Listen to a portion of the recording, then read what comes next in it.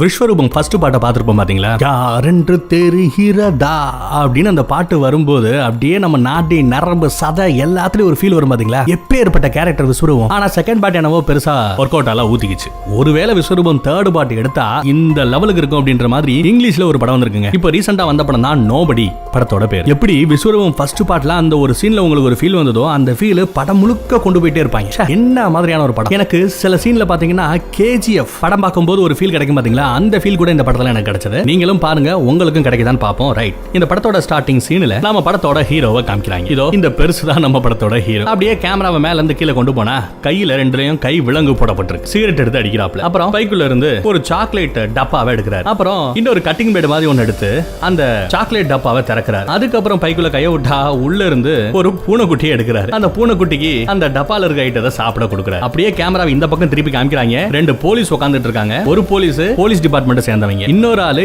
FBI, அதை விட பவர்ஃபுல்லான ஒரு லேடி, அவளும் உட்கார்ந்துட்டு இருக்கா. ரெண்டு பேரும் கேக்குற கேள்வி என்ன தெரியுமா? யாரியா நீ அப்படின்னு தான் கேக்குறாங்க. அதுக்கு இவர் சொல்ற பதில் I am nobody, அதெல்லாம் ஒண்ணுமே இல்லங்க அப்படின்னு பதில் சொல்றாப்ல. அதுக்கப்புறம் தான் படத்தோட பேரையே போடுறாங்க. அப்புறம் நம்ம ஹீரோவோட ரொட்டீன் வாழ்க்கை என்ன அப்படின்றத பாருங்க. திங்கட்கிழமை ஜாகிங் போவாரு, பஸ் ஸ்டாப் போவாரு, பஸ் ஸ்டாப்ல ஏறி மெட்ரோக்கு போவாரு, மெட்ரோல இருந்து ட்ரெயினை பிடிச்சு ஆபீஸுக்கு போவாரு, ஆபீஸ்ல போய் ஆடிட்டர் வேலை பார்ப்பாப்ல. வீட்டுக்கு வந்தா புள்ள பெருசா மதிக்க மாட்டான், பொண்டாட்டி பக்கத்துல வரதே கிடையாது, சீன்றதே கிடையாது, நடுவுல தூண் மாதிரி ஒரு பெரிய தலவாணியை போட்டு வச்சுக்கிறான். வந்து படுத்துறேன். செவ்வாய் கிழமைனா இந்த குப்பை அள்ளுற நாள் போலங்க. குப்பையை எடுத்துட்டு வருவான், ஆனா அதுக்குள்ள குப்பை வண்டி போயிடும். மிஸ் ஆயிடுச்சே அப்படின்னு வருத்தப்படுவான். அடுத்து சாப்பாடு, காஃபி, வேலை, அடுத்து சேம் திங், அதே தான், திரும்ப திரும்ப அதே வேட்டர் தான் திரும்ப திரும்ப நடந்துகிட்டே இருக்கு. அதெல்லாம் பார்த்து பார்த்து பார்த்து என்னடா வாழ்க்கைன்னு ஒரு செகண்ட்ல இவனுக்கு சலிப்பே வருது. ஏதோ ஒரு போலியான வாழ்க்கை வாழ்ற மாதிரி, ஏதோ ஒன்ன பெருசா இழக்கிற மாதிரி இவன் ஃபீல் பண்றான். அப்புறம் ஒரு நாள் நைட் என்ன ஆகுதுன்னா, ஏதோ சத்தம் கேக்குது. குழந்தை ரூமுக்கு போய் பார்க்கறான். குழந்தை நல்லா தூங்கிக்கிட்டு இருக்கு. எஸ், இவரோட பொண்ணு தூங்கிக்கிட்டு இருக்கு. பிள்ளையாண்டோட ரூமுக்கு போய் பார்த்தா அவன் முழிச்சிருக்கான், போனை நோண்டிக்கிட்டு இருக்கான். அப்புறம் கீழே ஏதோ சத்தம் கேக்குது. என்னடா சத்தம் கேக்குதுன்னு கீழே போறாருங்க.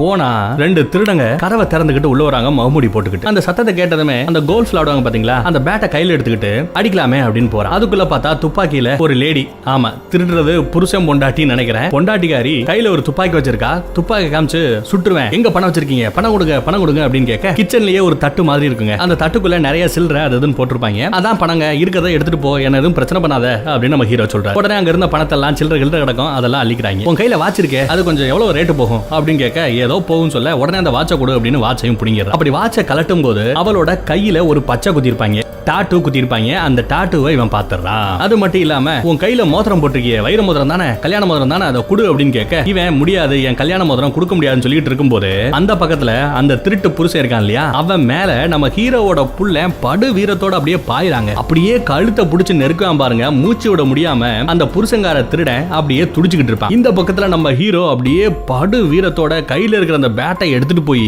அப்படியே அந்த திருட்டு பொம்பளை இருக்கா இல்லையா, அவளை ஒரு அடி அடிப்பான்னு பார்த்தா என்னத்த பார்த்தான்னு தெரியல, டப்புன்னு நிப்பாட்டிறாங்க. அடிக்கல. அடிக்காம தான் புள்ளைய பார்த்து தம்பி விட்டுறா அப்படின்னு சொல்றான். இத புள்ள எதிர்பார்க்கல. என்னடா அடி சொல்றீங்க அப்படின்னு சொல்ல, அந்த சொல்றல விடு அவனை அப்படின்னு சொல்ல, இவன் வேற வழி இல்லாம அப்பா சொல்றாருன்னு விட்டுருவாங்க. உடனே மூஞ்சில ஒரு குத்து வாங்குவான். ஏய் ஏய் அப்படின்னு சொல்ல, நம்ம அப்பனையும் அடிக்க வர. அதுக்குள்ள நம்ம அம்மா காரி வந்துடுறாங்க. என்ன வேணுமோ எடுத்துட்டு தயவு செய்து இங்க இருந்து போங்க அப்படின்னு சொல்ல, உடனே அந்த திருட்டு பொண்டாட்டி இருக்கா இல்லையா, அவ டார்லிங் வாங்க நம்ம போயிடலாம் வாங்க போயிடலாம் அப்படின்னு கூப்பிட, கிடைச்ச வரைக்கும் லாபம்னு அந்த சில்லற காசு பணம் இவன் கையில போட்டிருந்த அந்த வாட்ச் அதெல்லாத்தையும் எடுத்துட்டு அவங்க போயிடுறாங்க. போனதுக்கு அப்புறம் நம்ம ஹீரோ கதவை முறாரு. எனவே இதெல்லாம் போலீஸ்க்கு இன்ஃபார்ம் பண்ணணும் இல்லையா, போலீஸ்க்கு இன்ஃபார்ம் பண்றாங்க. அப்ப இவ்வளவு கோழையா இருக்கானே அப்படின்னு சொல்லி கோவத்துல திட்டிடுறான் புள்ளையாண்டா. அதுக்கப்புறம் போலீஸ் வருது, எல்லா பேரையும் விசாரிக்குது. அதுல ஒரு போலீஸ்காரன், எவ்வளவு அழகான ஒரு குடும்பம், உங்க புள்ள தான் ஒரு திருடனை பிடிச்சிட்டான்ல, இன்னொரு திருடனை அந்த கோல்ஃப் பேட்டை வச்சு அடிக்கிறதுல உனக்கு என்னதான் பிரச்சனை, இந்த மாதிரி ஒரு அழகான குடும்பம் எனக்கு இருந்தா இதெல்லாம் நான் யோசிக்கவே மாட்டேன், உசுரை கொடுத்து ஜெயவன் தெரியுமா அப்படின்னு அந்த போலீஸ்காரன் அட்வைஸ் பண்ணிட்டு போறான். புள்ள மதிக்கல. இந்த சீனுக்கு அப்புறம் பொண்டாட்டியும் மதிக்கிற மாதிரி தெரியல, கோவத்தோடயே படுத்து கிடக்காங்க. இந்த குடும்பத்துல இருக்கிற ஒரே ஆறுதல், அந்த பொண்ணு மட்டும் உங்க கூட படுத்துக்கிட்டா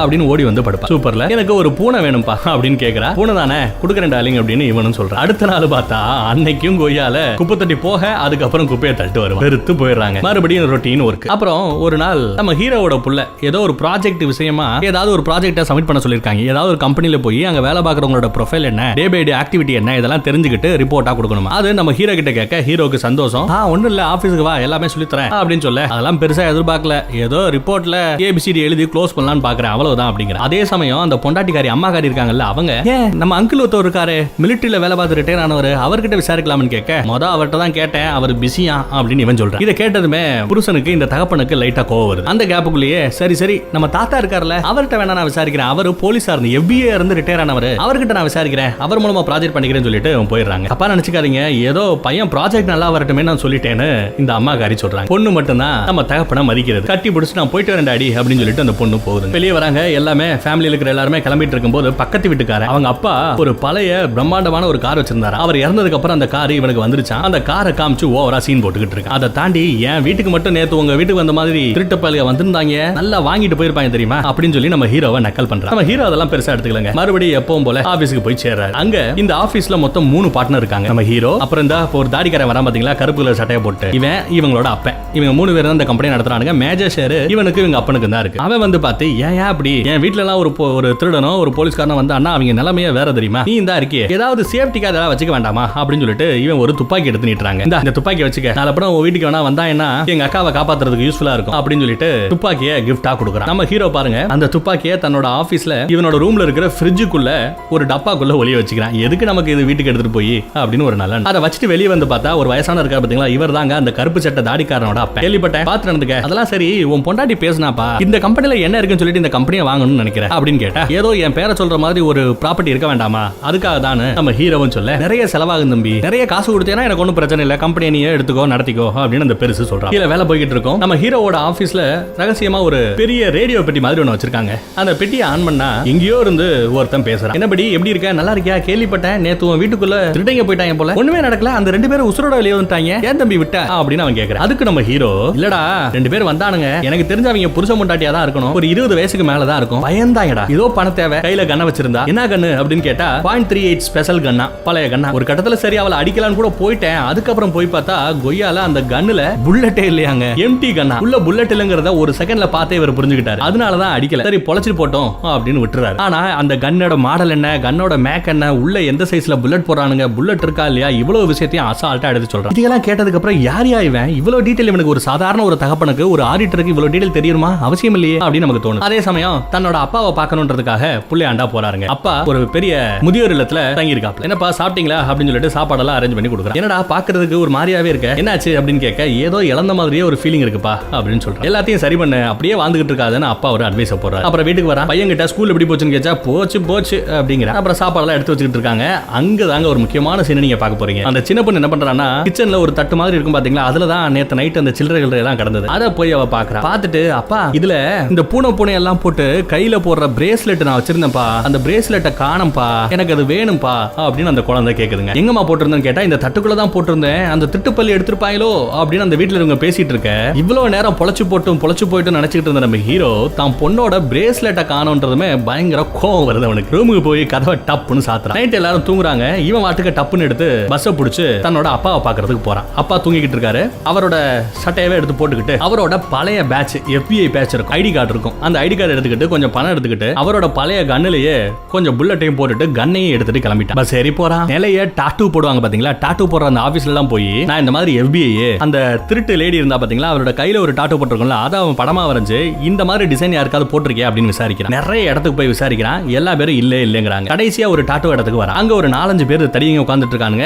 ஒரு ஆள்கிட்ட போய் காமிக்கிறான். காமிச்சு நான் அந்த மாதிரி FBI அப்படின்னு சொல்லிட்டு அந்த ஐடி கார்டை காமிச்சிட்டு உள்ள வைக்கிறாங்க. ஆனா பக்கத்துல இருந்த ஒரு தாத்தா அதை பார்த்துட்டு, என்னது இந்த பார்த்தா ஒரு 20 வருஷத்துக்கு முன்னாடியே இந்த ஐடி கார்டு எக்ஸ்பயர் ஆன மாதிரி தெரியுது, பழைய ஐடி கார்டா இருக்கே தம்பி, யாரோட ஐடி கார்டு எடுத்துட்டு வந்து எங்களையே மிரட்ட பாக்குற அப்படின்னு சொல்ல சுத்தி இருக்கிற எல்லாருமே உசாராயிரானுங்க. யாரா நீ அப்படின்னு கொஞ்சம் நக்கலா பேசுறாங்க. மாட்டினாடா எங்க கிட்ட அப்படின்லாம் பேசிட்டு இருக்கும்போது இவர் பணம் கொடுக்குறாரு. ஒண்ணு அதிகார வேலை செய்யும், நீங்க அதிகாரம் இல்ல டூப்ளிகேட்னு பார்த்துட்டீங்க, அடுத்து பணம் வேலை செய்யும், இந்தாங்க பணம் அப்படின்னு கேட்க, எங்க கிட்ட இல்லாத பணமா அப்படின்னு அந்த டாட்டூ போடுறவன் சொல்றான். அதே சமயம் அங்க இருந்த கிளம் நம்ம ஹீரோவோட கையில ஒரு டாட்டூ போட்டிருக்குங்க. அந்த டாட்டூவை அவன் பாத்துறான். பார்த்த செகண்ட்ல உங்களோட சேவைக்கு ரொம்பவே நன்றி அப்படின்னு நம்ம ஹீரோவை பார்த்து சொல்லிட்டு டப்புன்னு வெளியே போறான். அந்த கிழவனோட ரூம் அங்க இருக்கும்னு நினைக்கிறேன். அந்த ரூமோட கதவை திறந்து அந்த கதவை மூடுறாங்க. வெளி கதவை மூடுறான், உள் கதவை மூடுறான், தாப்பா போடுறான், கிரில் கேட்ட மூடுறான். டம்முன்னு சத்தம் கேக்குது. ஒரு 4-5 லாக்கு போட்டு கதவை மூடி சேஃபா உள்ள ஒளிஞ்சுக்கிறான். இந்த கிழவன் இப்படி பண்றத பார்த்து சுத்தி இருக்க எல்லாருக்கும் பயம். யாரையா இருந்தாலும் இந்த பெருசை பார்த்து எதுக்கு அந்த கிளம் பயப்படுது அப்படின்னு இவங்க இப்ப யோசிக்கிறானுங்க. நம்ம ஹீரோ கையில இருந்த அந்த டாட்டூ என்ன, ஏன் அதை பார்த்து அந்த கிழமை இப்படி பயப்படணும் தெரியல. சரி பணம் கொடுக்க வேண்டாம் சொல்லிட்டு பணம் எடுத்து உள்ள வச்சுட்டு, என்னடா ஹெல்ப் பண்றியா இல்லையா அப்படின்னு சொல்லி கீழ இருக்கிற ஒரு போட்டோவை காமிக்கிறாரு. ஆக்சுவலா அந்த திருட்டு லேடி இங்க தான் டாட்டூ போட்டிருக்கா. அதையும் போட்டோ எடுத்து இங்க டிசைன் மாதிரி ஒட்டி வச்சிருக்காங்க. இருக்காங்க. இந்த லேடியோட அட்ரஸ் மட்டும் கூட பிரச்சனை பண்ணாம நான் போயிடுறேன்னு சொல்ல அவனும் அட்ரஸ் கொடுத்து அனுப்பிச்சாங்க. இவரும் போறாரு. அந்த வீட்ல பாருங்க பொண்டாட்டி, அந்த திருட்டு பொண்டாட்டி தான் ஏதோ சமைச்சுக்கிட்டு இருக்கா. புருஷனை கூப்பிடுறா, புருஷன் வர்றான். ஆனா புருஷனுக்கு முன்னாடியே ஆல்ரெடி இருட்டுக்குள்ள நம்ம ஹீரோ ஒளிஞ்சுக்கிட்டு தாங்க இருக்காப்ல. கண் எடுத்துட்டு வந்து அப்படியே தலையில ஒரு போடு. என்ன தைரியம் இருந்தா என் வீட்டுக்குள்ளே வந்திருப்பேன், ஏன் முன்னாடியே கண்ணை காமிச்சல அப்படின்னு போட்டு அடி அடி அடின்னு அடிக்கிறாப்ல. என் வாட்ச் அங்கடி அப்படின்னு கேட்க வாட்சை கொடுத்துறானுங்க. என் பொண்ணோட பிரேஸ்லெட் பூனை எல்லாம் போட்டிருக்கோம், அந்த பிரேஸ்லெட் எங்க அப்படின்னு கேட்டா இல்ல அந்த மாதிரி ஒண்ணு நாங்க எடுக்கவே இல்லைன்னு சத்தியம் பண்றானுங்க. குடுக்கறையா இல்ல சுட்டு கொன்னுடவான்னு சொல்லிட்டு சுடுற ரேஞ்சுக்கு வந்துட்டாரு. பதறானுங்க. சுட்டு கொன்னுடுவாரோ அப்படின்னு பார்த்தா திடீர்னு அந்த சமயம் ஒரு குழந்தை அழுகிற சத்தம். டப்பு டப்புன்னு போய் பக்கத்து ரூம்ல போய் பார்க்கறான். ஒரு பச்சை குழந்தை இருக்குங்க. எங்களை விட்டுருங்க, பிரேஸ்லெட் எதுவுமே எங்கிட்ட இல்ல, அதை கூட நான் காசு கொடுத்து கூட வாங்கி கொடுக்குறேங்க, தங்கத்துல கூட வாங்கி கொடுக்குறேங்க, விட்டுருங்க அப்படின்னு கதறானுங்க. ஆனா அது சாதாரண 5 ரூபா கையில போடுற பிரேஸ்லெட். கோவத்துல வெளியே வந்துடுறான். வெளியே வந்து சவத்திலேயே போட்டு நங்கு நங்கு நங்குன்னு குத்தி கையெல்லாம் பாருங்க ரத்தம். அவ்வளவு ஆவேசம். ஆனா யாரு மேல காமிக்கணும்னு தெரியாம வந்துடுறான். அப்புறம் ஒரு பஸ்ல ஏறாரு. பஸ்ல மொத்தம் 3 பேர் தான். நம்ம ஹீரோ, அப்புறம் ஒரு வயசுக்கு வந்த பொண்ணு, அப்புறம் அந்த சைடுல ஒரு கனமான ஆளு. திடீர்னு பார்த்தா பக்கத்துல ஒரு வண்டி வந்து டம்னு மோதுதுங்க. குடிச்சு புட்டு ஏட்டி புட்டியா வண்டியை ஓட்டி ஆக்சிடென்ட் பண்ணிட்டாங்க. சரி உள்ள ஏதாவது ஆயிடுச்சுன்னு பார்த்தா எவனுக்கு எதுவும் ஆகல. நல்ல காஸ்ட்லியான வண்டி. உள்ள இருந்து தரக்கடிச்ச எல்லா பயல்களும் இறங்குறானுங்க. ரவுடி பயல்க மாதிரி தெரியுதுங்க. அந்த 5 பேரும் இந்த பஸ்ல ஏறிறானுங்க. பஸ்ல ஏறினதும் உள்ள ஒரு கனமான ஆள் இருந்தால அவனை பார்த்து முறைச்சு பார்க்க என்ன கனமா இருந்து என்ன பிரயோஜனம் பார்த்து பயந்துட்டு அவர் போயிடுறாரு. அடுத்து இவங்க வரானுங்க. அங்க ஒரு வயசுக்கு வந்த பொண்ணு இருக்கு பாத்தீங்களா, அந்த பொண்ணை சுத்தி நின்னு ரகல பண்ண ஆரம்பிக்கிறாங்க. விட்டா அந்த பொண்ணை ரேப் பண்ணவே செய்வாங்க போல. இத பார்த்தது நம்ம ஹீரோக்கு அவ்வளவு சந்தோஷம், சிரிப்புங்க. ஆண்டவன் இருக்காயா, ஒரு கதவை மூடுனா ஒரு கதவை திறக்கறான் பாத்தியா, ஆண்டவன் இருக்காயா அப்படின்னு சிரிச்சுக்கிட்டே இந்த பொண்ணை கடந்து போறான். ஒருவேளை இவனும் மத்தவங்க மாதிரி பயந்து போறாங்களோ அப்படின்னு அந்த பொண்ணு பயப்படுறா. விட்டுட்டு போயிடாதீங்க அப்படின்னு பயப்படுறா. இந்த வண்டியை ஓட்டிக்கிட்டு இருக்கிறது யாருன்னா ஒரு லேடி டிரைவர். அவ போலீஸுக்கு போன் பண்றதுக்காக அந்த கையில மொபைல் எடுப்பா. மொபைலை நம்ம ஹீரோ புடிங்கிட்டு ஒண்ணு இல்லம்மா நான் பாத்துக்கிறேன் கீழே இறங்குமான்னு சொல்லிட்டு அந்த டிரைவரை கீழே இறங்கிட்டு கரவை மூடிடுறாப்ல. மூடிட்டு இந்த பக்கத்துல திரும்பி பார்த்தா கையில கண்ணை வச்சுட்டு எல்லாரும் முன்னாடி நிக்க அவங்க பதறானுங்க. ஆனா அந்த கன்ல இருந்த தோட்டாக்கள் இருக்கு பாத்தீங்களா, அந்த தோட்டாக்கள் எல்லாத்தையும் கீழே கொட்டிடுறா. கீழே கொட்டிட்டு உங்க எல்லாத்தையும் நான் அடிக்க போறேன் அப்படிங்கிற. அதை கேட்டதுமே இவங்க எல்லாம் செம்ம சிரிப்பு. யோ பெருசு வீட்டுல சொல்லிட்டு வந்துட்டியா அப்படின்னு ஒருத்தன் முன்னாடி வராங்க. நம்ம ஹீரோவுக்கு மொத குத்தே வாயில குத்துறா. சிரிக்கிறானுங்க. திருப்பி இவர் குத்துறாரு. திருப்பி அடிக்கிறாரு. திருப்பி இவங்க திரும்ப அடிக்கிறானுங்க. அடி வாங்குறாரு, அடி கொடுக்குறாரு. மொத 2 பேர் கூட சண்டை. 2 பேரும் எப்படியோ சமாளிச்சு குத்துன்னு குத்துறாப்ல. ஒருத்தவன் பின்னாடி குத்துவான், அவனுக்கும் அடி. அடுத்து இன்னொருத்தன் வருவான், கையில கத்தி எடுத்துட்டு வருவான். அந்த கத்தியவே சூப்பரா உடப்பாப்ல. அவன் கைய உடப்பாப்ல. கத்தி இன்னும் அங்கேயே தான் இருக்கு. அடுத்து ஒருத்தன் வருவான், அவன் அடிக்குன்னு சொல்லிட்டு ஒரு கட்டத்துக்கு அப்புறம் 5 பேர் சேர்ந்து நம்மால் கூட சண்டைக்கு வரானுங்க. நல்லா அடி வாங்குறாங்க. வாயில எல்லாம் ரத்தம், உடம்பெல்லாம் வலி. இருந்தாலும் எந்திரிச்சு அடிக்கிறாரு. இதுல ஒருத்தவன் பாருங்க நம்ம ஹீரோவோட வயித்துல சைடுல குத்திடுவாங்க கத்திய. அதையும் அசால்ட்டா உருகி போறாரு. இவ்வளவு நேரம் அந்த சொருகுன கத்தியை வச்சுக்கிட்டே தான் சண்டை போட்டுட்டு இருக்காப்ல மனுஷன். அப்புறம் அந்த கத்தியை உருகி அங்க இருக்கிற ஒருத்தவனோட கையை கிழிச்சு அவனையும் அடிக்கிறார். இன்னொருத்தவனோட தொடையில குத்தி தொடையில ஒரு கிளி. அடுத்து ஒருத்தவன் கூட சண்டை. ஒருத்தவனை கழுத்துல கயிறை மாட்டி தூக்குல தொங்குற மாதிரி தொங்க போடுறாரு. அப்புறம் எல்லா பேரும் சேர்ந்து ஒரு வழியா நம்ம ஹீரோவை அடிச்சு தடிச்சு வெளியே வீசி எரிஞ்சிரானுங்க. வெளியே வீசி எரிஞ்சு கீழே கிடக்குறாரு. உள்ள அவங்க எல்லாம் அடி வாங்கி கிடந்து யாரே அவன் நம்மளையே கை வச்சிட்டானடா அப்படின்னு பதறாரு. இவர் வெளியே விழுந்தார்ல, நொண்டி நொண்டி நடந்து போய் மறுபடியும் பஸ்ல ஏறி உள்ள வராரு. வாங்கடா ஒன்ஸ் மோர் போவோம் அப்படின்னு கூப்பிடுறாரு. இவங்க பதறாருங்க. ஐயோ யா நீ அப்படின்னு கேக்குறானுங்க. இந்த தடவை கீழே கிடந்த அந்த கத்தி எடுத்துறாரு. சீட் பெல்ட் போடுவாங்கல்ல, அந்த பெல்ட்டையும் எடுத்து கையில சுத்திக்கிறாரு. இப்போ அந்த வயசுக்கு வந்த பொண்ணு தேங்க்யூண்ணா அப்படின்னு சொல்லிட்டு வெளியே ஓடி போயிடுறாரு. அவங்க கிட்டயும் கத்தி இருக்கு. வர்றானுங்க. அவங்க கத்தியை தடுத்து இவர் நெஞ்சில குத்து, வயித்துல குத்து, மூஞ்சில குத்து, தொடையில குத்து, கழுத்துல குத்து. ஒரு 4 பேருக்கு குத்தி கிழிச்சிட்டாரியா மனுஷன். இன்னொருத்தவன பேக வச்சு அடி. இன்னொருத்தவன தூக்குல தொங்க போட்டாரு. ஒருத்தவனோட கழுத்துல செம குத்தி அவன் மூச்சுரோடியாம கஷ்டப்படுறான். கழுத்துல கம்பியை வச்சு போட்டுருப்பான்னு நினைக்கிறேன். மூச்சுரோடியாம கஷ்டப்பட்டு இருக்க. ஐயோ பாமேன்னு சொல்லிட்டு இவன் என்ன பண்றா பாருங்க, கையில இருந்த கத்தி எடுத்து அவனோட கழுத்துல லைட்டா ஒரு கீறி இவங்க ஜூஸ் குடிச்சிட்டு இருப்பாங்க. அந்த ஜூஸ் குடிச்ச ஸ்ட்ரா இருக்கும் பாத்தீங்களா, அந்த ஸ்ட்ராவ் எடுத்து கழுத்துல அந்த ஸ்ட்ராவை லைட்டா உள்ள விட்டு மூக்கு வழியாவும் வாய் வழியாவும் அவனால சுவாசிக்க முடியல, கஷ்டப்படுறான். அடைச்சு போச்சு அடி வாங்கினதுல. அதனால கழுத்து வழியா இந்த மாதிரி ஒரு சுவாசத்துக்காக ஒரு வழியை ரெடி பண்ணி கொடுக்குறாருங்க. சூப்பர்ல அடிச்சுட்டு அவன் செத்துற கூடாதுன்னு சொல்லிட்டு மருத்துவமும் இப்படி சிறப்பா செஞ்சுட்டு போறாரு. எங்க விட்டோம் அந்த பையன் எப்படியோ மூச்சு விட்டு ஓரளவு உசுர கையில பிடிச்சிக்கிட்டு அப்புறம் கீழே இறங்கிட்டு அந்த டிரைவர் லேடி கிட்ட இருந்து போனை வாங்கினால அந்த போனை கொடுத்துட்டு தேங்க்யூ சொல்லிட்டு போயிட்டே இருக்காப்லையா மனுஷன். வீட்டுக்கு போய் சேர்ந்துறாரு. பொண்டாட்டி டைனிங் டேபிள் உட்காந்துக்கிட்டு என்னாச்சுங்க அப்படின்னு கேட்க இருட்டுல இருந்து பேசிக்கிட்டு இருந்தவன் வெளிச்சத்துக்கு வராங்க. வந்து பார்த்தா மூஞ்சி முகர வயிறு எல்லா பக்கத்துல இருந்து ரத்தம் கொப்பளிக்குது. அப்புறம் என்ன அந்த காயத்தெல்லாம் நல்லா ஈர வச்சு தொடச்சு விட்டு வயித்துல கத்தி குத்து வாங்கிருக்காரு இல்லையா, அதுக்கு தையல் எல்லாம் கிடையாதுங்க. ரொம்ப சிம்பிளா வெட்டின அந்த இடத்துல கம்ம வச்சு ஒட்டி விட்டுறாங்க இந்த பொண்டாட்டிங்க. அசால்ட்டா எல்லாத்தையும் முடிச்சதுக்கு அப்புறம் அந்த இடத்துல வச்சு நம்ம ஹீரோ ஒரு மேட்டர் சொல்றான். ரொம்ப நாள் ஆச்சுல்ல நம்ம சந்தோஷமா இருந்து, ரொம்ப நாள் ஆச்சுல்ல நான் உனக்கு ஒரு கிஸ் கொடுத்து, ரொம்ப நாள் ஆச்சுல்ல ஒரு புருஷன் பொண்டாட்டியா இருந்து, ஏதோ நீ என்னை விட்டு கொஞ்சம் தூரம் போயிட்டு இருக்கிற மாதிரியே எனக்கு தோணுது. பழைய மாதிரி இருந்தாலும் நல்லா இருக்கும். நான் எப்பவும் போல இருக்கேன், நீ தான் கொஞ்சம் கொஞ்சமா மாறிக்கிட்டு இருக்க அப்படின்னு சொல்லிட்டு அவன் போயிடுறாங்க. இது அவங்கள ரொம்பவே டிஸ்டர்ப் பண்ணுது. நைட் எல்லாம் தூங்கிட்டாங்க. காலையில எந்திரிக்கும் போது என்ன நினைச்சான்னு தெரியலங்க, 2 பேருக்கு நடுவுல இருக்கிற அந்த தலைவாணியை தூக்கி போட்டு புருஷனை ஒரு பார்வை பாக்குறாங்க.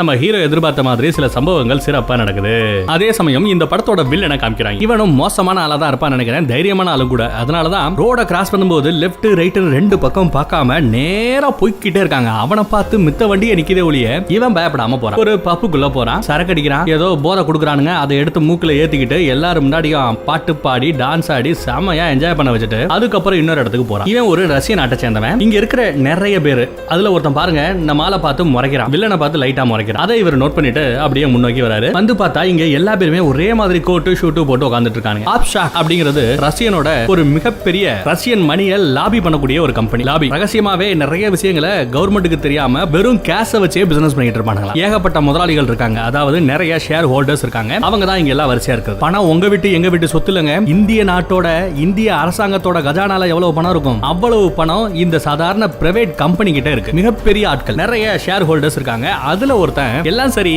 உங்களை நம்பி நான் ஏகப்பட்ட பணத்தை கொடுக்குறோம், நீங்க அந்த பணத்தை பாதுகாக்கக்கூடிய வேலையா பாத்துக்கிட்டு இருக்கீங்க. ஆனா இப்படி டான்ஸ் ஆடி அப்படி இப்படி தெரிஞ்சுக்கிட்டு இருந்தீங்கன்னா உங்களை பார்த்து தாளுகளுக்கு கோவம் வருமா? உங்க மேல அவங்களுக்கு பயம் இருந்தா தானே அந்த பணம் சேஃபா இருக்கும் அப்படின்னு சொல்ல, என் மேல பயம் இல்லையா இப்ப பாரா அப்படின்னு சொல்லிட்டு சரக்கு அடிக்கிற கிளாஸை உடைச்சிட்டு கையில எடுத்துட்டு போய் கொஞ்ச நேரத்துக்கு முன்னாடி ஒருத்தவன் முறைச்சான் பாத்தீங்களா, அந்த முறைச்சவனை அடி அடி அடி அடின்னு அடிச்சு மூஞ்சியை கிழிச்சு கொன்னு தூக்கி வீசுறாங்க. கேள்வி கேட்ட அந்த மொட்டை பயந்து போய் நடுங்குறா. அப்போ ஒருத்தர் வராரு, இப்படி கொன்னையே அவ யாரு தெரியுமா, இந்த பிரைவேட் கம்பெனில 3% ஸ்டேக் அவனுக்கு இருக்கு. அப்படின்னா என்ன அர்த்தம், அவனையே நீ கொன்னுட்டேனா அந்த 3% உசுரோட இருக்கிற மித்த நாங்க ஷேர் பண்ணிக்க போறோம் அப்படின்னு சந்தோஷப்படுறானுங்க பாவிங்க. அதுக்கு சேர்ஸ்னு சொல்றாங்க. அப்ப இவருக்கு ஒரு ஃபோன் கால் வருதுங்க. போன் அட்டெண்ட் பண்ணிட்டு வேகமா ஹாஸ்பிடலுக்கு போறாரு. ஹாஸ்பிடல்ல ஒருத்தவன் கழுத்துல ஆபரேஷன் பண்ணாப்ல இல்ல நம்ம ஹீரோ, அவன் இந்த ரவுடியோட தம்பி. மனுஷனுக்கு பயங்கர கோவம், வெறி, கண்ணீர். ஏன் தம்பி மேலே கை வச்சிட்டாங்க, கூட பாதுகாப்புக்குன்னு ஒரு 4 தடிமாடுகள் தெரியுமே எங்க அது அப்படின்னு போறாருங்க. போற வழியிலே ஒரு சேர் எடுத்துட்டு போய் அந்த தடிவாடு மூஞ்சிலேயே விட்டுறாரு. அப்புறம் அதை எடுத்து அடி அடின்னு அடிக்கிறாரு. எதுக்கு அடிக்கிறாருன்னா, எத்தனை பேரா சேர்ந்து அடிச்சாங்கன்னு கேட்டா ஒரே ஒரு ஆள், அதுவும் வயசான ஆள் அப்படின்னு சொல்ல கோவத்துல தாங்க அப்படி அடிக்கிறாரு. சத்தியமா சொல்றேன், ஒரே ஒரு ஆளுங்க வயசான கிளந்தாங்க அடிச்சாங்கன்னு. அவனை எப்படி கண்டுபிடிக்கிறது அப்படின்னு விசாரிக்கும் போது இன்னொரு அடியால் அடிபட்டு கிடப்பான்ல, அவன் ஒன்ன காமிக்கிறான். அந்த மெட்ரோல பாஸ் வச்சிருப்பான் இல்லையா, அந்த மெட்ரோ பாஸ விட்டுட்டு போயிட்டாப்ல நம்ம ஹீரோ, அதை அவன் எடுத்து வச்சிருக்கான். இந்த பக்கத்துல இது எதுவுமே தெரியாத நம்ம ஹீரோ காலையில சூப்பரா ஜாகிங் போயிட்டு இருக்காப்ல. ஜாகிங் எல்லாம் முடிச்சுட்டு ரொம்ப ஜாலியா பையன் கிட்ட பேசுறாரு. ரொம்ப துருதுருன்னு இருக்காரு, அப்படியே பரபரப்பா இருக்காப்ல. ஏன்னா ரொம்ப நாளைக்கு அப்புறம் குடும்பத்துல இருந்திருக்காப்ல இல்லையா, என்ன பீரெல்லாம் காயம் அப்படின்னு சொல்ல, ஒண்ணுலடா தம்பி சின்ன தகராறு அப்படிங்கிறாப்ல. அது மட்டும் இல்லாம அந்த திருடன் கூட சண்டை போட்ட பாத்தியா, சூப்பரா தம்பி பாராட்டண்டா அப்படிங்கிற. எல்லாம் நல்லபடியா போயிட்டு இருக்கு. நேரம் பார்த்து இவனுக்கு ஒரு ஃபோன் கால் வருது. போன்ல யார் பேசுறாருன்னா, நம்ம ஹீரோ கூட ரகசியமா ரேடியோல பேசுவான் பாத்தீங்களா, அவன் தாங்க போனுக்கு வந்திருக்கான். டேய் நீ அடிச்சது யார் தெரியுமா, அந்த மிகப்பெரிய ரவுடியோட தம்பிடா, சேஃபாரு குடும்பத்தை சேஃபா வச்சுக்கோ அப்படின்னு வார்ன் பண்றாரு. யாரையோ ஒரு ஆளை போய் பாரு அப்படின்னு சொல்றாப்ல. ஹீரோ அதை கண்டுக்கல. அப்புறம் பார்த்தா நம்ம ஹீரோவோட மொபைலுக்கும் அந்த ரகசியமா பேசுற ஆளு பேசுறாப்ல. நம்ம ஹீரோட ஃப்ரெண்டு தான் அவன், ஆனா ரொம்ப நாளா தலைமறைவா இருக்கானா. அவனுக்கு என்ன ப்ராப்ளமோ, அவன் இப்போ போன்ல மெசேஜ் பண்ணிருக்கான், போய் தயவு செய்து அந்த ஆளை பாருன்னு. எந்த ஆளை பார்க்க சொல்றான்னு தெரியல. நம்ம ஹீரோவும் பஸ்ல ஏறி போய் அந்த ஆளை பாக்குறாங்க. ஒரு சலூன் கடைக்கு போறான். அங்க போனா ஒரு மொட்டை ஆயா உட்காந்து சிறச்சுக்கிட்டு இருக்கான். இவன் யாரு அப்படின்னு கேட்டீங்கன்னா, இந்த நாட்டுல இருக்கிற எல்லா பேரோட ஜாதகமும் இவன் கையில இருக்குமா. நம்ம ஹீரோ வராரு, வந்ததும் இந்த மாதிரி அந்த ரவுடி பயலோட டீடைல் வேணும் அப்படின்னு கேட்க, ரெடிமேடா எடுத்தே வச்சிருக்காப்ல டீடைல் எல்லாம், இந்த அப்படின்னு கொடுக்குறாரு. அவனை பத்திய ஜாதகத்தை எல்லாத்தையும் டீடைல்டா எக்ஸ்பிளைன் பண்ணிக்கிட்டு இருக்காப்ல. அதுலயும் குறிப்பா அந்த பிரைவேட் கம்பெனியோட பாதுகாவலனே அவன் தான். ஆனா என்ன இப்போ அவன் பெருசா அந்த வேலையில ஆர்வம் காமிக்க மாட்டேங்கிறான். எப்படா விட்டு வெளியே வரலாம்னு நினைக்கிறான், முடிய மாட்டேங்குது உட்பட எல்லாத்தையுமே சொல்றான். எப்படி இவன் அவங்கள பத்தி விசாரிக்கிறாங்களோ அதே மாதிரி அவங்களும் இவனை பத்தி விசாரிப்பாங்க இல்லையா. எப்படி விசாரிக்கிறாங்கன்னு பாருங்க. FBI ல ஒருத்தன் வேலை பார்க்கறான். FBI ல போலீஸை விட பவர்ஃபுல்லான ஒரு அமைப்பு. அங்க இருக்கிற ஒருத்தவன் கொஞ்சம் நைட்டு கொஞ்சம் அப்படி இப்படின்னு ரெண்டு வந்திருப்பான் போல. அதையெல்லாம் போட்டோ எடுத்து வச்சு அவனை மிரட்டி, எனக்கு இந்த ஆளோட டீடைல் வேணும் சொல்றியா இல்லையா அப்படின்னு அந்த மெட்ரோ பாஸ் கார்டை காமிக்கிறாங்க. அந்த ஆளோட பேரை கண்டுபிடிச்சு பேரையும் சொல்லிடுறாங்க. அந்த பேரை வச்சு சர்ச் பண்ணி பார்த்தா ஆக்சஸ் டினைன்னு வருது. அவனோட டேட்டா FBI டேட்டாபேஸ்லயே இல்லங்க. அப்ப அந்த ரேஞ்சுக்கு பெருசா ஒரு பெரிய ஆளா தான் இருந்திருக்கணும். என்னடா அது FBI டேட்டாபேஸ்ல இல்லையா அப்படின்னு சொல்லிட்டு அடுத்து இந்த பழைய டாக்குமெண்ட் எல்லாம் இருக்கும் பாத்தீங்களா, அதெல்லாம் அவன் பாத்துக்கிட்டு இருக்கான். இந்த பக்கத்துல ஏகப்பட்ட பணத்தை நம்ம வில்லனோட வீட்ல தான் பதுக்கி வச்சுக்கிட்டு இருக்கானுங்க. இந்த பக்கம் அந்த FBI மட்டும் போய் நிறைய ஃபைல்ஸ் தேடி பிடிச்சு எடுக்கிறாங்க. ஃபைல்ஸ் கிடைக்குது. ஆனா அந்த ஃபைல்ஸ்ல கூட பாருங்க ஏகப்பட்ட விஷயங்களை அடிச்சு அடிச்சு வச்சிருக்காங்க. நம்ம ஹீரோ சம்பந்தப்பட்ட விஷயங்கள் தான் எல்லாமே பிளாக் பண்ணி வச்சிருக்காங்க. ஆனா ஒரு சில விஷயங்கள் தெரிய அது எல்லாத்தையுமே போட்டோ எடுத்து பிளாக்மெயில் பண்ண நம்ம வில்லனோட லேடி ஒருத்தவர் இருப்பா. வில்லங்கிட்ட சம்பளத்துக்கு வேலை பார்க்கற திறமையான பொண்ணு. அவதான் FBI மிரட்டி டீடைல் வாங்குறா. ஆனா அந்த டீடைல பார்த்ததுமே என்ன சாந்தறாங்க, எல்லாத்தையும் பிரிண்ட் அவுட் எடுத்து அந்த வில்லங்கிட்ட அவன் இருக்கிற அந்த ஆபீஸ்க்கு ஓடி போய் எல்லாத்தையும் அவன் முன்னாடி வீசி எறிஞ்சிட்டு, இதா நீ கேட்ட டீடைல், இதுக்கப்புறம் உங்ககிட்ட வேலை பார்க்க மாட்டேன், இப்பயே இந்த வேலையை நான் விட்டுட்டு போறேன், நான் ரிசைன் பண்றேன் அப்படின்னு சொல்லிட்டு அவ போறாங்க. இவ எதுக்கு இவ்வளவு பதறா அப்படின்னு நமக்கு தெரியல. அந்த பக்கம் இது எதுவுமே தெரியாம வேலையை முடிச்சுட்டு வந்த நம்ம ஹீரோ நைட்டு எல்லாருக்கும் பிடிச்ச மாதிரி ஏதோ ஒரு பைய செஞ்சிருக்காப்ல. எல்லா பேரும் ஜாலியா சாப்பிட்டுட்டு இருக்காங்க. அப்படி சாப்பிட்டுட்டு இருக்கும்போது வரிசையா ஒரு 3-4 வண்டி இவன் வீட்டுக்கு முன்னாடி வரத பாக்குறாரு. நீட்டா புரிஞ்சுக்கிறாப்ல வர்றவங்க இவனை போடுறது தான் வரானுங்கன்னு. அதுவும் வீட்டுக்கே வந்துறாங்க எதிர்பார்க்கல. உடனே நீங்க சாப்பிட்டுட்டு எல்லாரையும் உடனே பேஸ்மெண்ட்டுக்கு போங்க அப்படின்னு பேஸ்மெண்ட்டுக்குள்ள அனுப்புறாரு. பேஸ்மெண்ட்டுக்கு போற ஒரு ரூட் இருக்கும். அதுலயே வந்து ரொம்ப சேஃப்டியா பேக் சைடுல இன்னொரு சுவிட்ச் இருக்கும். அந்த சுவிட்சை ஆன் பண்ணி விட்டு உள்ள ரொம்ப சேஃபா அவங்கள உட்கார வைக்கிறார். அப்புறம் பொண்டாட்டிக்கு ஒரு முத்தத்தை கொடுத்துட்டு நான் உசுரோட இருந்தா மறுபடியும் கதவை திறக்கிறேன் அப்படின்னு சொல்லிட்டு போறாருங்க. தயவு செய்து போலீஸுக்கு மட்டும் கால் பண்ணிடாதீங்கன்னு ஃபைனலா சொல்லிட்டு போறாரு. இவங்க கதவை உடைச்சுக்கிட்டு உள்ள வராங்க. ஒரு 10-15 நாய்கள் வருது. எல்லா பேரையும் சும்மா அடிச்சு துவம்சம் பண்றாங்க. ஒருத்தவன் கழுத்துலயே பேட்டை குத்தி சாடி பாப்ல, இன்னொருத்தவன கத்தி எடுத்து குத்துவாப்ல. அடியும் வாங்குறாரு, திரும்பவும் அடிக்கிறாரு. தம்மு தும்மு தும்முன்னு சவுண்ட் கேக்குது. அந்த சவுண்ட் எல்லாம் கீழே இருக்கிற நம்ம பையனுக்கும் கேக்குது. ஆனா அந்த சம்பவத்துக்குள்ள இந்த சண்டைக்குள்ளேயே ஒரு 10 பேரை கொன்னுறாரு. அதுல 6 பேர் சம்பவத்திலேயே ஸ்பாட்லயே அவுட். ஒரு 4 பேர் மட்டும் உசுருக்கு இழுத்துக்கிட்டு இருக்காங்க. அதுக்குள்ள ஒருத்தன் வந்து நம்ம ஹீரோவோட கழுத்துலயே கரண்ட் ஷாக் கொடுத்து மயக்கமடைய வச்சிருக்கான். அப்படியே அவரை கொண்டு போய் ஒரு டிக்கில தூக்கி போட்டு மித்த வண்டியெல்லாம் போக சொல்லிட்டு ஒத்த வண்டியில அவனை ஏத்திட்டு போறானுங்க. ஒரு 3 பேர் முன்னாடி போயிட்டு இருக்கானுங்க. ஹாஸ்பிட்டலுக்கு போயிட்டு போலாம் அப்படின்னு சொல்ல, என்னடா லைட்டா சராச்சு இருக்கு, இதுக்கு எதுக்குடா ஹாஸ்பிட்டல்னு இன்னொருத்தவன் சொல்றான். இது லைட்டாவா, டேய் ரத்தம் கொப்பளிக்குடா, ஹாஸ்பிட்டல் தானே போவோம்னு சொல்ல, அவங்க முன்னாடியே துப்பாக்கி எடுத்து காமிக்க, ஒழுங்கா பார்சலா டெலிவரி பண்ணிட்டு தான் போகணும் சரியான்னு சொல்ல, சரிடா ஹாஸ்பிட்டலுக்கு போலடா அப்படின்னு சொல்லிட்டு சரிக்கிறாங்க. அதே நேரம் உள்ள மயங்கி கிடக்குற நம்ம ஹீரோ முழிக்கிறாங்க. முழிச்சதும் ரொம்ப அசால்ட்டா அவன் கையில கை விலங்கு போட்டிருப்பாங்க. கட்ட விரல உடைச்சு 4 விரல மட்டும் வச்சு உள்ள இருந்து வெளியே எடுத்துறான். அப்புறம் உடஞ்ச கட்ட விரல சரி செய்யறான். அதுக்கப்புறம் அந்த டிக்கிலேயே தீ இதை பட்டுச்சுன்னா அணைக்கிறதுக்காக ஒரு இது வச்சிருப்பானுங்க. ஓபன் பண்ணா புகையா குளிரா அடிக்கும். அதை ஓபன் பண்ணிட்டு டிக்கில இருந்து ஒரே ஒரு பெரிய எத்து டம்முன்னு எத்திட்டு இந்த பக்கத்துல வந்து அப்படியே புகை அடிப்பான் பாருங்க. வேகமா போயிட்டு இருக்கிற வண்டி முன்ன என்ன இருக்கு ஏது இருக்குன்னு தெரியாம போய் நங்குன்னு ஒரு மோது. செம்ம ஆக்சிடென்ட். ஆனாலுமே டிக்கி பக்கம் மட்டும் ஏதோ நகர்வு தெரியுது. நம்ம ஹீரோ உள்ள இருந்து வெளியே வராங்க. வெளியே வந்து பார்த்தா அந்த 3 பேருமே செத்து போய் கிடக்காங்க. அதுலயும் ஒருத்தன் உசுருக்கு போராடிக்கிட்டு இருப்பான். அவனை நல்லபடியா அனுப்பிச்சு வைக்கிறாப்ல. நம்ம அடுத்து தன்னோட அப்பாவுக்கு போன போட்டு, டாடி இந்த மாதிரி பிரச்சனை பெருசாயிடுச்சு, உங்களை தேடி ஆள் வந்தாலும் வருவாங்க பாத்துக்கங்க அப்படின்னு சொல்ல, இவர் எதையுமே சொல்லாம போனை கை வைக்கிறாரு. போனை வச்சாரு. லைட்டா அவர் மூஞ்சில கொஞ்சம் புன்னகை தெரிகிறது, பயம் தெரியல. அப்புறம் வீட்டுக்கு வராப்ல. வீட்டுக்கு வந்து பார்த்தா ஏகப்பட்ட பேர் இங்க செத்து போய் சில பேர் உசுருக்கு போராடிக்கிட்டு இருக்கானுங்க இல்லையா. தான் குடும்பம் கீழே இருக்கு, அதை பார்க்கலாமேன்னு போய் நம்பர் போட்டு என்டர் பண்ணி அவங்கள வெளியே கூட்டு வராரு. தன்னோட சின்ன பொண்ணோட கண்ணை மட்டும் பொத்திட்டு கண்ணை முடிக்கிட்டே கார் வரைக்கும் வரணும் சரியா அப்படின்னு சொல்ல, அந்த பொண்ணு சிரிச்சுக்கிட்டே வெளியே வருது. ஆனா புள்ளையாண்டானவும் அம்மாவும் அங்க செத்து போய் கிடக்கிற எல்லா பேரையும் பார்த்து மிரண்டு போய் நிக்கிறாங்க. இவரை போயா நம்ம கோலை நினைச்சோம் அப்படின்னு புள்ளையும் பதறான். அப்புறம் குழந்தைகளை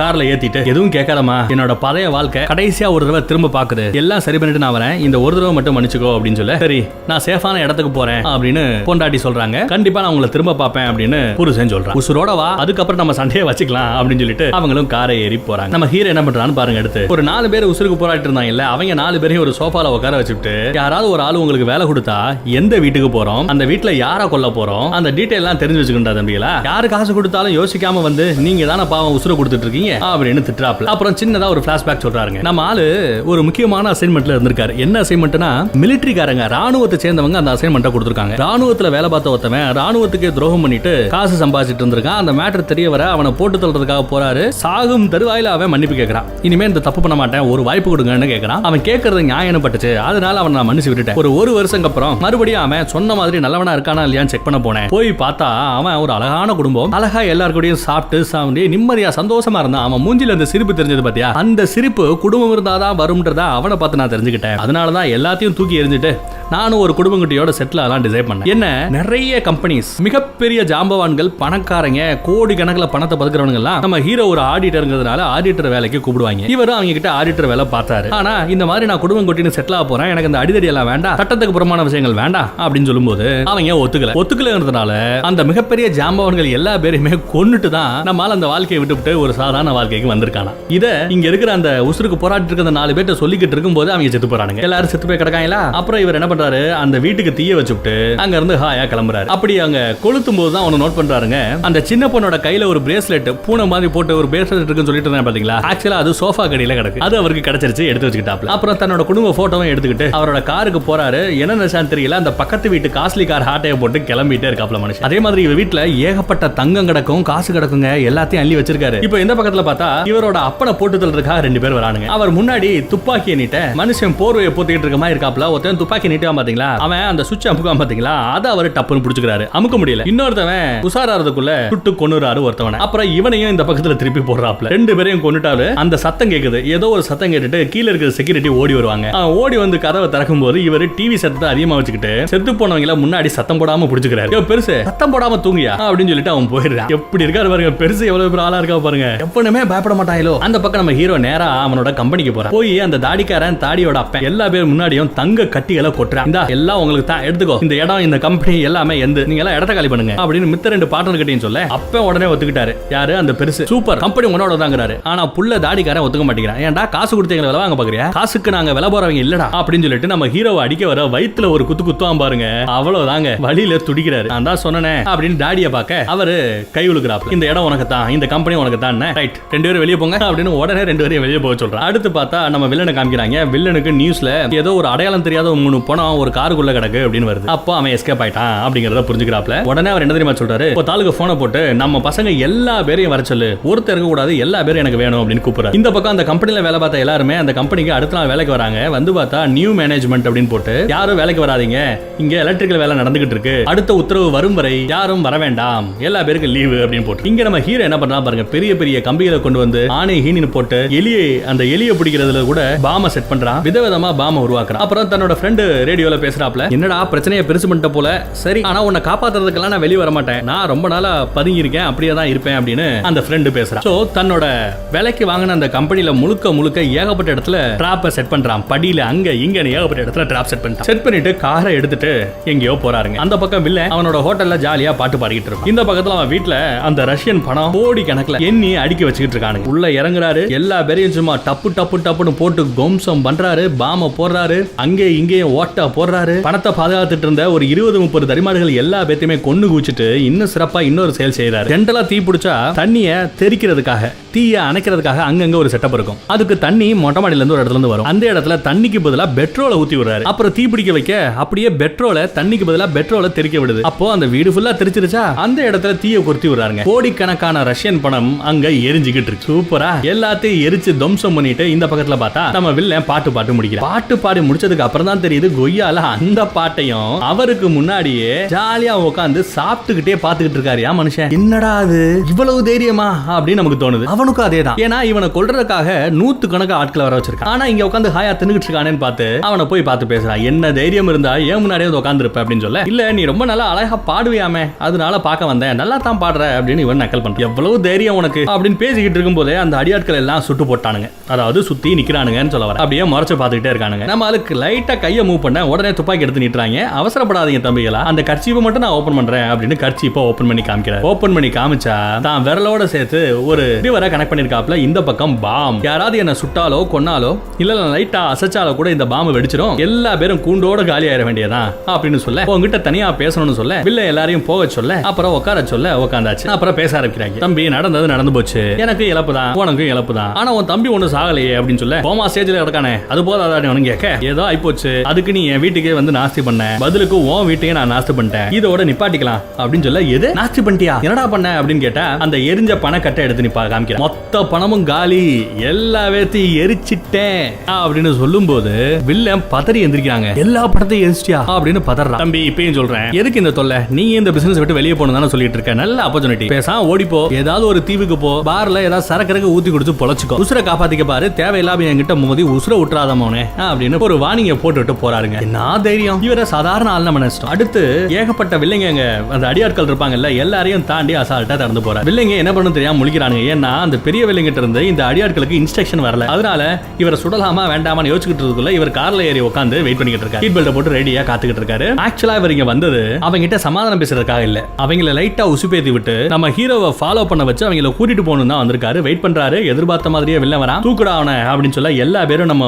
ஹீரோவை விரட்டுறானுங்க. இவனும் வண்டியை ஓட்டிட்டு போறாரு. பயங்கர சேசிங் எல்லாம் நடக்கும், ஃபைட்டிங் எல்லாம் நடக்கும். எல்லாத்தையும் தாண்டி நம்ம ஹீரோ அவங்கள கூட்டிட்டு போறாரு. எங்க கூட்டு போறாரு பாருங்க, தன்னோட புதுசா வாங்கின கம்பெனிக்கு கொண்டு வராரு. ஆக்சுவலா நம்ம வில்லனுக்கு இந்த கலை பொருட்கள் எல்லாத்தையும், வரைபடங்கள், ஓவியங்கள் எல்லாத்தையும் கோடிக்கணக்கான பணம் பெறக்கூடிய அந்த ஓவியங்கள் எல்லாமே ஒன்னு இல்ல ரெண்டு இல்ல, ஏகப்பட்ட கோடிக்கணக்கான வேல்யூ பொருந்தக்கூடிய ஓவியங்களை அவன் வீட்டுல வச்சிருப்பான். அதுல ஒரே ஒரு காஸ்ட்லியான ஓவியத்தை மட்டும் நம்ம ஹீரோ ஆட்டையை போட்டு அதை இங்க எடுத்துட்டு வர. சண்டை போட்டுட்டே போகும்போது அப்படியே ஷோல்டர்ல குண்டு அடிபட்டுருது. வில்லன் சொல்றான், டேய் அந்த பணத்தை மட்டும் நீ எரிக்காம திருடி வச்சிருந்தா கூட இந்நேரம் அவங்ககிட்ட சமாதானமா போயிருப்பா, எரிச்சதுக்கு அப்புறம் எப்படா சமாதானமா போறது, சாகுடா அப்படின்னு சுட்டுக்கிட்டு இருக்கான். அந்நேரம் பார்த்து மேல இருந்து டம்மு டம்மு டம்முன்னு துப்பாக்கியில ஒவ்வொரு ஆளா சுட்டு வாங்கி செத்துக்கிட்டு இருக்காங்க. யாரா இந்த கருவாயன் அப்படின்னு பார்த்தா நம்ம ஹீரோ கூட போன்ல பேசிட்டு இருப்பான் பாத்தீங்களா ஒரு ஃப்ரெண்டு, நான்லாம் வரமாட்டேன் தலைமறைவா இருக்கேன்னு, அவன் தாங்க இங்க வந்திருக்கான். அது மட்டும் இல்லாம நம்ம ஹீரோவோட அப்பன் அவரும் பாருங்க பழைய ஸ்டைல் கன்ஸ் எல்லாம் எடுத்துட்டு வந்து எல்லா வேறையும் சுட்டு துவம்சம் பண்றாப்ல. என்ன டாடி நீ வந்திருக்கேன்னு கேட்க, ஆமடா மோனே முதியோர் இடத்துல உட்காந்துக்கிட்டு மூச்சு முட்டுதுடா, இந்த மாதிரி ஒரு 4 பேரை போட்டா தாண்டா நமக்கு நிம்மதி அப்படிங்கிறாப்ல. இவரு பழைய FBI ஏஜென்ட். அதுக்கப்புறம் வெயிட் பண்றாங்க,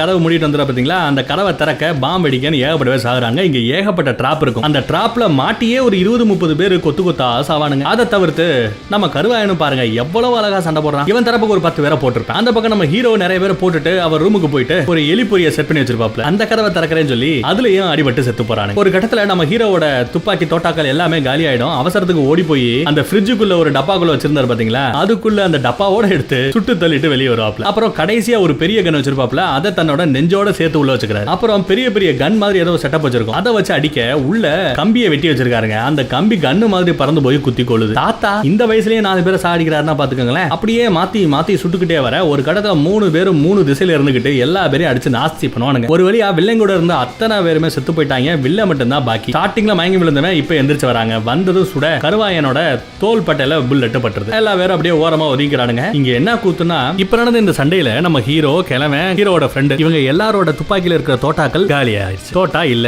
அந்த பக்கம் வில்லங்கிட்ட நிறைய தோட்டா இருக்கு. கையில பெரிய மெஷின் கண்ணே வச்சிட்டு இருக்கான். எப்படி அவனை சமாளிக்கிறதுன்னு தெரியாம அவங்க முழிக்கிறாங்க. அந்த சமயம் நம்ம ஹீரோ ஒன்னு யோசிக்கிறாங்க. அவன் எடுத்து வச்சிருந்த பாம் எடுக்கிறான். அங்க புல்லட் ப்ரூஃப் பெரிய கண்ணாடி கவசம் மாதிரி ஒன்னு வச்சிருப்பாங்க. அந்த கவசத்திலேயே கவசத்துக்கு அந்த பக்கத்துல இந்த பாமை செட் பண்ணிட்டு ரிவரை உள்ள இந்த பக்கத்துல வச்சுக்கிறான். சோ பாம் அந்த பக்கம் இருக்கும், ஹீரோ இந்த பக்கம் இருப்பான். நடுவுல அந்த புல்லட் ப்ரூஃப் கவசம் இருக்கு. அதை எடுத்துட்டு நேரா ஓடி வராங்க. அவன் துப்பாக்கியால சும்மா டம்மு டும்மு டும்மு டும்னு சுட்டுக்கிட்டு இருக்கான். பட் பக்கத்துல போய் அந்த பாமை வெடிக்க வச்சா புல்லட் ப்ரூஃப் இருக்கிறதுனால நம்ம ஹீரோ எஸ்கேப் ஆயிடுறான். அந்த பக்கத்துல புல்லட் ப்ரூஃப் இல்லங்கிறதுனால வில்லன் மூஞ்சி உடம்பு எல்லாமே சதற செத்து போறான். ஒரு வழியா வில்லன் செத்தாச்சுங்க. அதுக்கப்புறம் இவங்க 3 பேர் பார்த்து ஒரு வழியா ஜெயிச்சிட்டோம் அப்படின்னு ஃபீல் பண்ணிட்டு இருக்காங்க. அங்க அந்த ஃப்ரெண்டு கருவா என்ன தெரியுமா சொல்றான், ஏண்டா நீங்க ஜாலியா முதியோர் இடத்துல உட்கார்ந்துட்டு என்ஜாய் பண்ற விட்டு பொண்டாட்டி பிள்ளைகளோட என்ஜாய் பண்ற விட்டு நீங்க குசும்பெடுத்து போய் பிரச்சனை பண்ணுவீங்க, ஆனா குண்டடி பண்றது நானாடா அப்படின்னு நக்கல் பண்றேன். சரி அடுத்த பிரச்சனையில சந்திப்போம் சொல்லிட்டு எல்லாரும் கிளம்பிடுறாங்க. அப்புறம் நம்ம ஹீரோ தன்னோட பொண்டாட்டிக்கு போன போறாப்ல. போன் கால் போய் சேரல. அப்புறம் என்ன பண்றாரு பாருங்க, அங்க மியாவுன்னு ஒரு சத்தம் கேக்குது. பூனை இருக்கு. பூனை எடுக்கிறாரு. பூனைக்கு சாப்பாடு போறதுக்காக அந்த டப்பா எடுக்கிறாரு. அதை திறக்கிறதுக்காக ஒரு